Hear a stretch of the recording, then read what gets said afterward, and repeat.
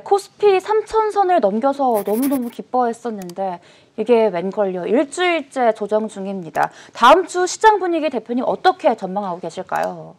주초는 여전히 이어질 거예요. 다만 주반으로 갈수록 흐름이 좀 좋아지면 되는데 지금 시장이 좀 좋지는 않습니다. 다만 지금 시장이 조금 더 안정이 된다면 앞으로는 추가적으로 좋은 흐름을 만들어갈 수 있기 때문에 너무 지나친 걱정할 필요 없다. 자, 오늘은 제가 시장이 좀 안 좋아서 다들 힘들어할 수가 있어요. 그래서 좀 사파를 통해서 오늘 좀 진행을 좀 할까 합니다. 그러니까 준비된 자료를 좀 보여주시면 좋은데, 자, 춘내 분사춘.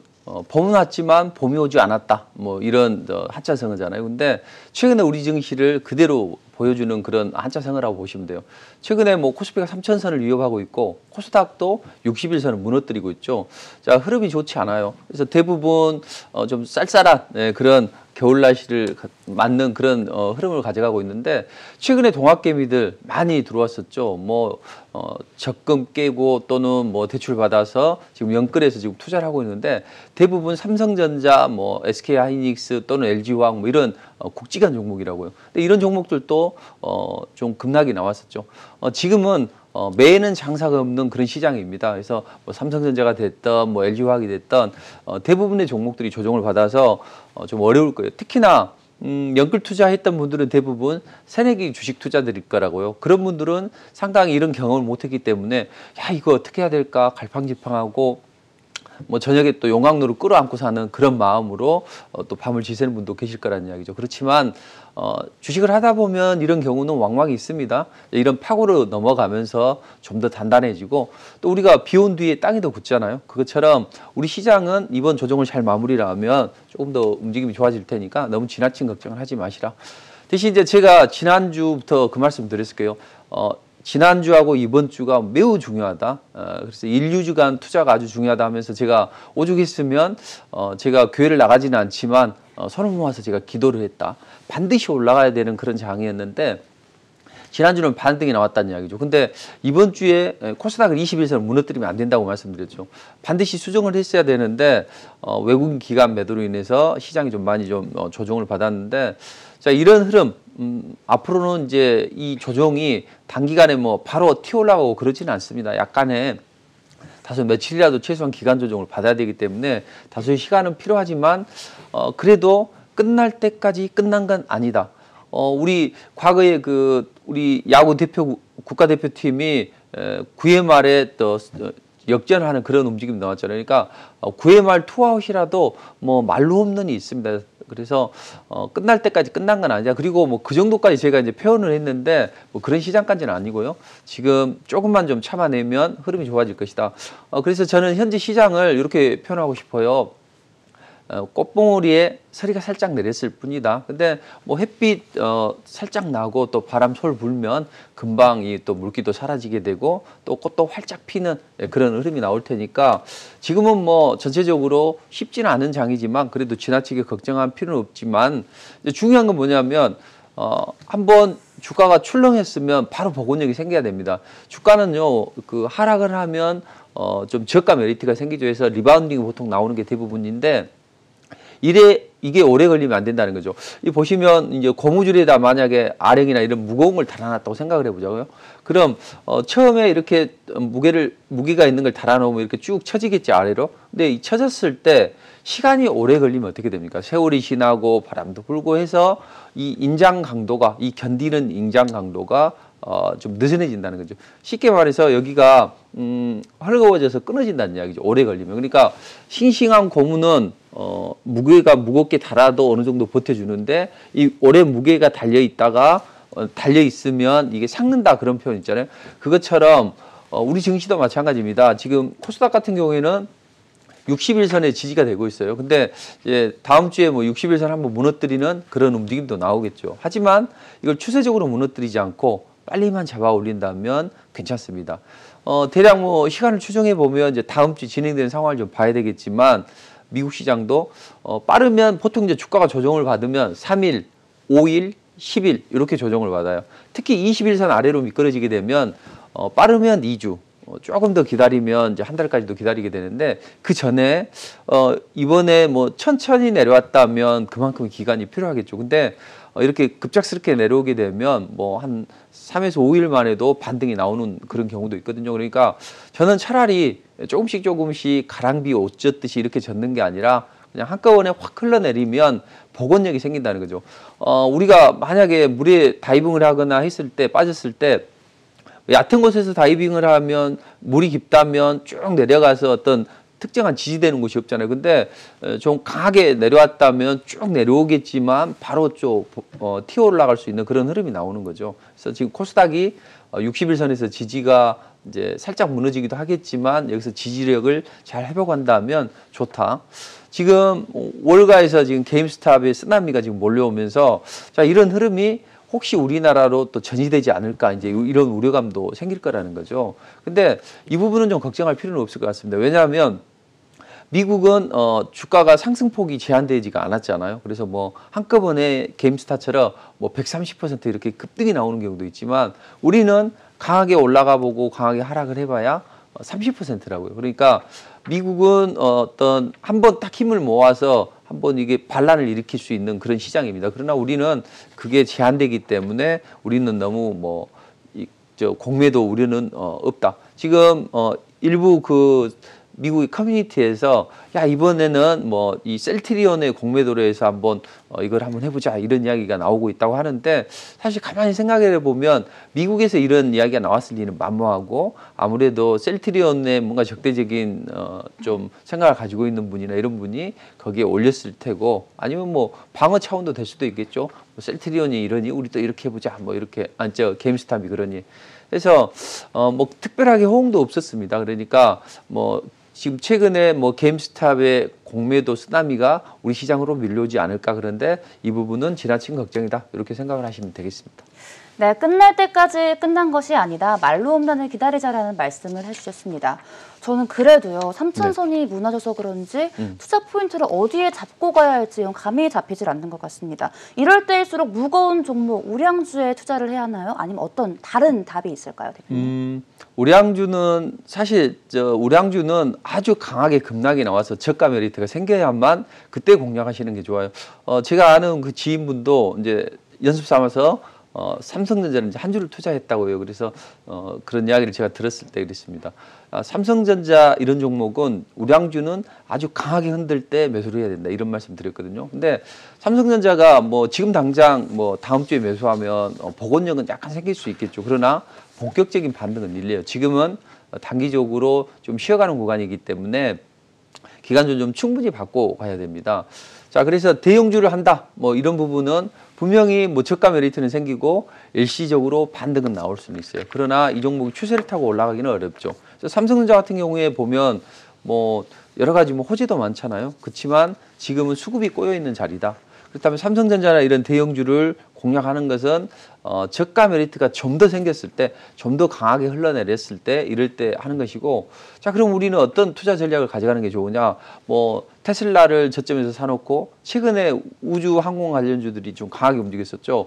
우주 탐사에 대한 뭐 ETF 관련 주가 좀 강하게 좀 움직이면서 우리 증시도 이런 움직임이 나왔는데, 야, 우리가 캐시우드처럼 미래에 앞으로 좋아질 뭐 테슬라나 아니면 뭐 달 탐사 관련주 뭐 이런 종목을 선점을 해야 되느냐 이런 생각을 할 수 있는데 물론 그것도 좋습니다. 지금 글로벌 ETF 기업들 수익윤이익을 보면 보통 뱅가드가 1위고 그다음 뭐 스테이트 스트리트 이쪽이 보통 1, 2위였는데 뭐 블랙록도 좀 포함되고 근데 이 아크 인베스트가 2위를 치고 들어왔어요. 이제 이 사람들이 이제 전략하는 게 뭐 테슬라나 아니면 달 탐사 이런 것들을 미리 선취하고 뭐 해서 또 이 사람들이 좀 자기들만 아는 게 아니라 이것을 커뮤니티를 통해서 공유를 하고 이러면서 인기를 얻고 그런 흐름인데 과연 이렇게 중장기적으로 투자하는 게 맞나? 물론 좋은 기업을 싸게 살 수 있는 그런 흐름은 됩니다. 다만 시간 투자를 많이 해야 된다고요. 그래서 최근에 뭐 삼성전자 보면 대형주들 뭐 저가 메리트 생겼다 해서 좀 사볼까 그렇게 이야기를 하는데 제가 보기에는 항상 삼성전자는요 외국인들이 핸들링한다고 보시면 돼요. 그리고 기관 쪽에서 같이 동참을 하려고 하는데 외국인들은 내 밥그릇이야 삼성전자를 건들지 마 이런 형국으로 지금 간다는 이야기죠. 과거에 보면 삼성전자가 지난번에 급등이 나왔을 때 이 급등이 나오기 전날 이때 보시면 이 도찌가 달렸죠. 이때 거의 한 350만 주 정도의 금융투자 물량을 받고 그 다음에 올라갔다는 이야기죠. 그리고 그 전에 보면 삼성전자 조금만 올라가려고 하면 금융투자에서 대량으로 매수를 때렸어요. 왜냐하면 삼성전자 올라가는데 시장 수익만큼을 내지 못하면 문책을 당할 수 있겠죠. 그래서 벤치마크 수익률을 추정하다 보니 삼성전자를 매수하고 외국인들은 그걸 따돌리기 위해서 흔들고 이런 움직임이 계속 나오다가 마지막에 삼성전자를 받아내고 올라갔다는 이야기죠. 근데 지난번에 제가 말씀드렸잖아요. 개인 투자자분들이 영끌에서 삼성전자 사보자. 야, 뭐 망하지 않을 회사 아니냐. 시장 좋다고 하니까 사보자 해서 샀는데 이때 못 갔습니다. 그래서 이때 개인 투자자분들이 많이 사서 못 갔다. 제가 그랬잖아요. 한번 흔들고 갈 것이다. 개인 투자자분들이 사니까 외국인 입장에서는 한번 흔들고 갈 것이다 해서 20선에서 기다려보자. 이제 20선에서 왔거든요. 그럼 이제 20선이 무너졌다 그러면 일단은 추세가 단기적으로 꺾였다고 보시면 돼요. 물론 21선을 하락을 해서 이제 바로 올라가는 경우도 있습니다. 그렇지만 그런 경우는 좀 확률이 좀 떨어지고 지금은 약간 추세가 좀 흐트러졌다. 그렇다면 저는 삼성전자를 만약에 다음 주 초에 강하게 흔들린다면 반등을 이용하는 그런 전략이라면 저점 매수는 해도 가능하다. 그렇지만 이걸 좀 끌고 가겠다 그러면 중간이 저가 메리트가 생겼을 때 하는 게 좋다. 삼성전자는 뭐 1분기까지는 이제 좋고 또 2분기 이후에도 좋을 텐데 일단 최근에 1분기까지는 약달러 기조가 이어질 수가 있어요. 최근에 앨런 재무장관이 자, 우리 인위적인 약달러는 허용하지 않겠다 이런 이야기를 하긴 했지만 그래도 당분간은 이런 움직임이 지속이 될 거라고요. 그렇다면 삼성전자를 사기 위해서 뭐 이 비달러사산 쪽에 들어오는데 그래도 성장률이 나올 수 있는 우리나라로 들어올 것이고 우리나라 들어오게 되려면 삼성전자나 이런 대형주를 먼저 사야 되거든요. 그러니까 삼성전자의 뭐 흐름은 좋다. 다만 충분한 가격 메리트가 생겼을 때 하자. 그러면 이제 대응 전략은요. 급락하면 매수해도 되지만 일단 이 61선을 기준으로 대응하시면 되거든요. 그래서 61선이 현재는 여기 있지만 시간이 지나면 한 이만큼 올라올 거란 이야기죠. 그래서 61선을 아래로 하향 이탈했을 때 그때라야만 저가 메리트가 생길 수 있다. 이렇게 좀 보시고 자 그럼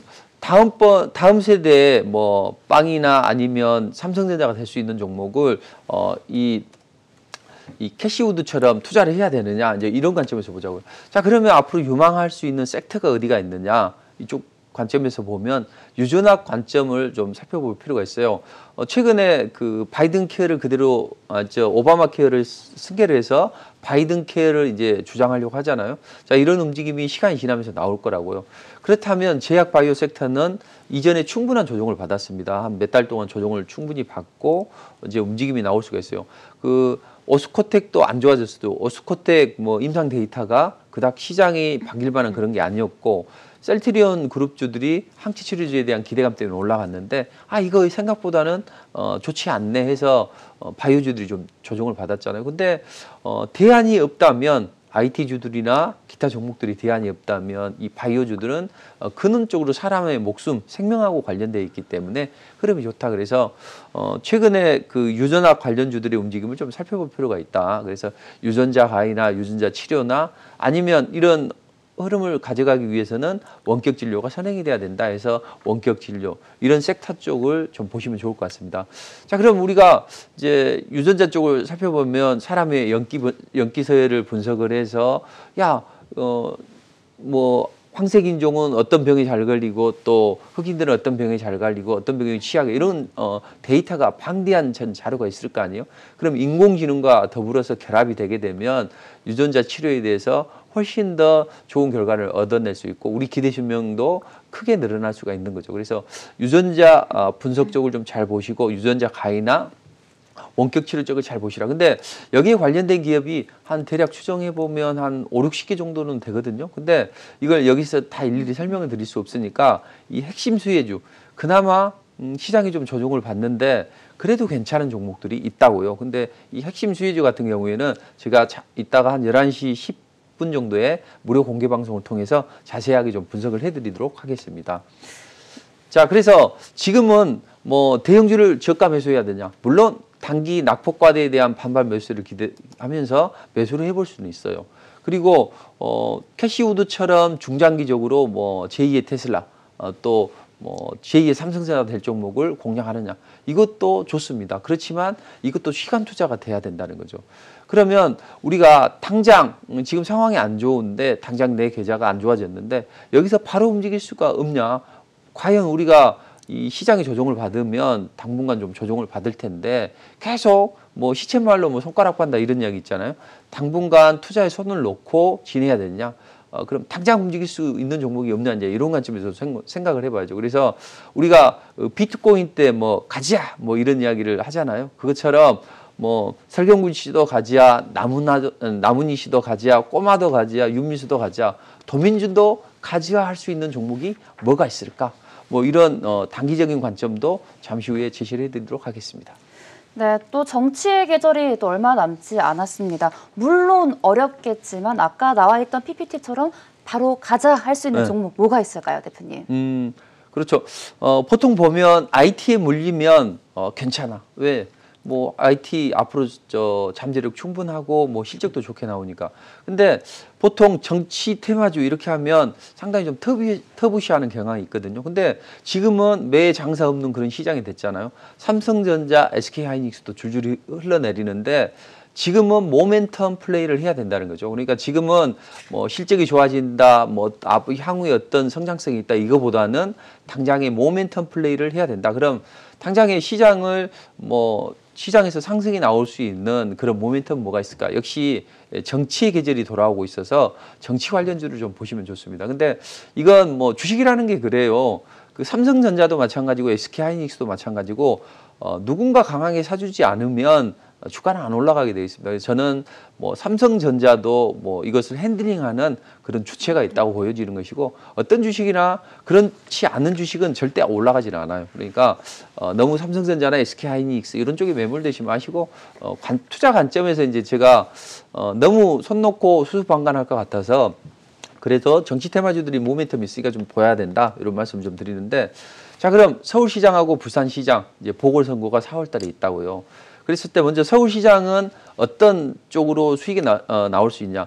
제가 그 한 몇 달 전 또 불과 지난달에도 말씀드렸지만 그 안철수 관련주를 잘 봐야 된다. 이제 안철수 관련주들은 대부분 올랐다는 이야기죠. 그럼 서울시장은 인맥주는 이미 올랐다는 이야기죠. 그러면 보통 인맥주가 끝나고 나면 이제 정책주 쪽으로 이제 순환매가 좀 돌거든요.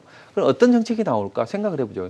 가장 어려운 게 뭐예요? 서울에 사면서 집 문제잖아요. 주거 문제 해결해야 되잖아요. 그래서 부동산 대책 뭐 이런 부분이 하면서 재개발 기대감이 나오든가, 아니면 그린벨트를 해제를 해서 그 땅에 뭐 공공주택을 설립을 해서 좀 저가에 나눠주자, 뭐 이런 정책이 나올 수가 있겠죠. 그리고 또는 지금 뭐 서울시를 좀 더 화끈하게 뭔가 좀 개조해볼 필요가 있겠다 해서 하는 게 이명박 정부에서는 청계천 뭐 복원사업 이런 걸 했잖아요. 근데 만약에 이제 안철수 의원 같은 경우에는 과거에 보면 자기가 서울시장 나올 때 그런 공약을 했었다고요. 그 지금 지하철을 아예 이제 국철을 지하로 돌리고 이런 움직임이 나왔어요. 그래서 뭐 철도 관련주들 일부도 뭐 좀 관심을 가져야 되고, 가장 중요한 건 스마트 시티를 만들겠다, 이런 이야기를 할 것 같아요. 그러면 박영선 의원도 20분 내에 중요 거점에서 서울 곳곳을 이동할 수 있도록 그렇게 만들겠다니까, 아마도 스마트 시티나 부동산 대책과 관련한 재개발 관련주들, 이런 종목이 좀 신경을 좀 써야 될 것 같습니다. 그래서 서울시장 관련주들은 정책 모멘텀은 부동산 또는 이 스마트 시티 이쪽으로 좀 보시면 될 것 같고, 이제 부산시장 보궐선거와 관련해서는 이제 가덕도 신공항을 잘 보시면 될 것 같아요. 이낙연 당대표가 또 8일 만에 또 가덕도를 부산을 간다고 합니다. 자, 가덕도 신공항은요, 이제 어느 정도 아시는 분들은 다 아실 거예요. 우리 대통령도 뭐 과거에 보면 후보 시절이나 그 이전에도 10년 전에도 가덕도 신공항을 이야기를 했었고, 정세균 국무총리도 보면 가덕도 신공항에 대해서 약간 좀 긍정적입니다. 과거에 보면 부산에 내려가서 가덕도 신공항이 맞다 뭐 이런 이야기를 했었거든요. 그러니까 어떤 여당 내에서는 가덕도 신공항 가자는 것이고, 야당에서는 무슨 소리냐 안 된다 이런 입장을 하는 거지만, 이번에 뭐 김해 신공항 검증위원 검증을 해서 통해서 법제처에서 야 이번에 그 김해 신공항에 활주를 내야 되는데 추가로 시설하게 되면 그쪽에 주변의 금정산이나 이런 쪽에 충돌 위험성이 있어. 그러니까 국토부에서 아 이거 그럼 산 깎으면 되지 않아요. 그래서 깎자 그러니까 무슨 소리냐 법제처에서는 부산시의 허가를 득해야 된다 해서 결국은 부산시에서는 김해 신공항보다는 가덕도 신공항 가는 게 좋아하기 때문에 못 갖겠다 이렇게 하는 거겠죠. 자 그렇게 되면 가덕도 신공항이 이제 기본적으로 뭐 간다 이런 입장은 보일 거예요.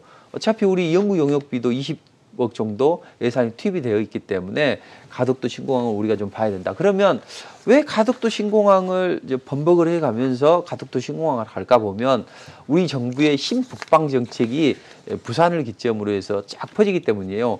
보면 우리 정부의 신북방 정책은 뭡니까? 일단 북한과 철로를 놓고 또 중국을 통해서 또 유럽으로 러시아를 통해서 유럽으로 가는 유라시아 철도를 먼저 생각을 하는 것이고요.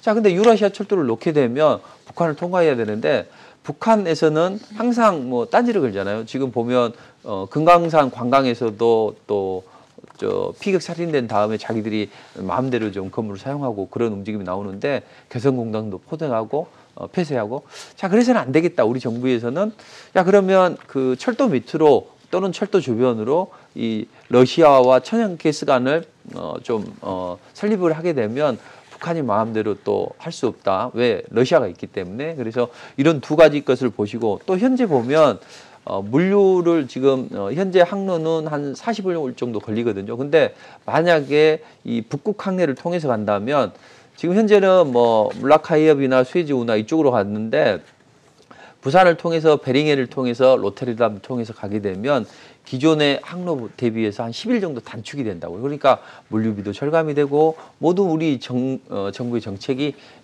남방 정책보다는 오히려 북방 정책 쪽으로 가는 게 맞다. 우리 정부의 신기조기 때문에 이런 기조와 맞물려서 가덕도 신공항이 될 것 같다. 이제 가덕도 신공항이 주장할 것 같다. 실제 이게 뭐 반발에 부딪혀서 되든 안 되든 그런 모멘텀이 있다는 거죠. 그러니까 어차피 주식이라는 게 뭐 실적이 좋아질 것이다. 어떤 재료가 있다. 그래서 모멘텀으로 올라가는 거거든요. 그러니까 현재는 그런 모멘텀이 있는 종목을 살펴볼 필요가 있다. 특히나 대한항공이 아시아나항공을 인수하는 과정을 보면 더 동남권 신공항은 가덕도가 될 가능성이 높다 이렇게 보시면 될 것 같습니다. 왜냐하면 얼마 전에 그 공정위가 기업 심사를 이제 착수를 했죠. 대한항공이 야 우리 아시아나항공 인수할게 그래서 기업 결합 심사 좀 해줘 이렇게 했더니 대한항공 주가가 급등이 나왔다는 거죠. 자, 대한항공 주가가 급등이 나왔는데 제가 보기에는 분명히 아시아나항공이 더 이상 자본 잠식에 대해서 자립을 할 수 없고 코로나 때문에 특히나 좀 안 좋은 상황이에요. 자, 이런 상황이 반영이 되면서 뭐 아시아나항공을 인수한다 이런 측면도 분명히 있을 거예요. 그렇지만 저는 그것도 중요하지만 뭔가 대한항공이 아시아나항공을 인수하는 과정에서 그 큰 그림에는 가덕도 신공항도 포함되지 않았을까 내피셜한 이야기인데 이렇게 좀 생각을 합니다. 왜냐하면 지금 어차피 중복되는 아시아나항공은 살려야 돼요. 근데 살릴 수 있는 것은 대한항공이 뭐 적임자죠. 적임자고 서로 중복되는 투자가 있을 거 아니에요. 중복되는 투자는 줄이고 또 하다 보면 아시아나항공을 인수를 해서 대한항공은 인천공항을 맡고 만약에 아시아나항공이 또 좀 기타 그 LCC들을 귀합을 해서 이 동남권 신공항으로 해서 한다면 서로 국토 균형 발전도 되고 좋다는 이야기죠. 뭐 정부에서는 이런 포석을 가지고 가덕도 신공항을 밀 수 있다는 이야기죠. 왜냐하면 만약에 가덕도 신공항이 뭐 청주공항이나 아니면 무안공항이나 양양공항처럼 제대로 활성화가 안 되면 뭐 국력 낭비다 해서 엄청 또 지탄을 받을 거 아니에요. 이걸 해결해 줄 수 있는 게 뭐냐? 바로 이런 식으로 대한항공이 아시아나항공 인수해서 아시아나와 기타 LCC들이 동남권을 기점으로 해서 주로 운항을 하면 되잖아요. 자, 이런 여러 가지 것을 감안하면 지금은 사실 눈을 씻고 찾아봐도 좋은 종목들이 좀 제한되어 있습니다. 그래서 아까 유전자 관련된 기업들과 이런 모멘텀이 있는 그런 종목들을 살펴보시는 게 좋겠다. 이렇게 보시고 이제 가덕도 신공항에는 뭐 여러 종목들이 있습니다. 뭐 그 주변에 뭐 어떤 땅을 보유하고 있거나 공장을 보유하고 있거나 이런 기업들인데 이만한 종목들을 다 제가 이제 설명을 드릴 수는 없겠어요. 시간이 지금 얼마 남지 않았거든요. 그래서 이 관련 종목에 대해서는 제가 지난번에도 뭐 핵심 관련주를 주고 콕콕 찍어드리고 있는데 이따 이 관련주들도 좀 몇 종목을 좀 선정을 해서 제시해드리도록 할게요. 네, 가덕도 신공항 이야기까지 짚어주셨습니다. 그럼 이제 마지막으로 이번 주 시장 리뷰 또 다음 주 투자 전략 짚어주시죠. 네, 그렇죠. 이번 주에는 제가 앞으로 아주 중요하다, 1, 2주가 중요하고 이번 주가 아주 중요하다고 말씀드렸고 주 초에는 박스권 등락을 보일 것이다. 왜냐하면 부양책이나 이런 우려감도 있고 또 FOMC에 대한 기대감, 우려감 이런 게 혼재되어 있기 때문에 주 초에는 박스권 등락을 보일 것이다 이렇게 말씀드렸고 만약에 방향성을 결정한다면 FOMC 이후에 방향성을 결정할 거다. 근데 제가 보통 뭐 좀 좋아질 거라면 상승이다 뭐 이렇게 말할 텐데 제가 그냥 방향성만 결정할 것이다 이렇게 말씀드렸죠. 그 이유가 이제 이런 시장의 급락이 좀 대비해야 되는 그런 측면이 있기 때문에 그랬는데 좀 아쉽게 좀 했어요. 그리고 코스닥은 21선을 무너지면 안 된다고 지난주 계속 좀 말씀드렸는데 아쉽게도 무너졌다는 이야기죠. 그러면 코스닥은 여기서 좀 약간의 시간은 다소 소요되겠지만 빨리만 복원이 되면 됩니다. 그래서 지금 이번 주는 지난주에 이제 이런 전략을 드리고 뭐 정치 테마 쪽에서 신공항이나 아니면 수소연료전지 테마 분석을 해드리면서 한 세 종목을 제가 제시해드렸거든요. 근데 뭐 그나마 시장이 안 좋기 때문에 센코가 뭐 주초에 좀 강한 움직임이 나서 한 19% 올라갔는데 이번에는 이제 어떤 전략을 가져가야 되느냐. 자, 그렇다면 지금은 미국 시장의 월요일 시간에서 미선물의 움직임이 아주 중요합니다. 왜냐하면 지금 어차피 미국 시장이 조정을 받았기 때문에 우리 시장도 조정을 받을 거란 이야기죠. 그럼 시간에서 미선물이 소폭이라도 좀 반등이 나오고 좀 제법 반등이 나오면 그때는 우리 시장이 그 다음 미국 시장이 내일 올라가겠네 하고 미리 외국인 기관들이 저점 매수세에 들어올 수 있기 때문에 지수 방어가 될 수가 있다는 이야기죠. 그래서 다음 주에는 주초의 움직임이 아주 중요하다 이렇게 보시고 미국도 사실은 제가 어제 그 장 시작할 때까지만 해도 그닥 나쁘질 않았거든요. 근데 추가적으로 뭐 공매도 많이 베팅해 놓은 것들 있죠. 이런 부분을 청산하는 그런 과정에서 시장이 좀 많이 흘러내렸어요. 그래서 약간 흐름은 좀 좋지는 않아요. 근데 미국이 분명히 뭐 공매도 사태 문제도 있고 또 중국이 우리는 뭐 유동성을 해소하면서 긴축 모드로 전환하는 그런 움직임도 우리한테는 조금 별로 그닥 좋지는 않습니다. 그리고 백신 접종이 좀 지연이 되고 뭐 또 연준 의장이 그랬잖아요.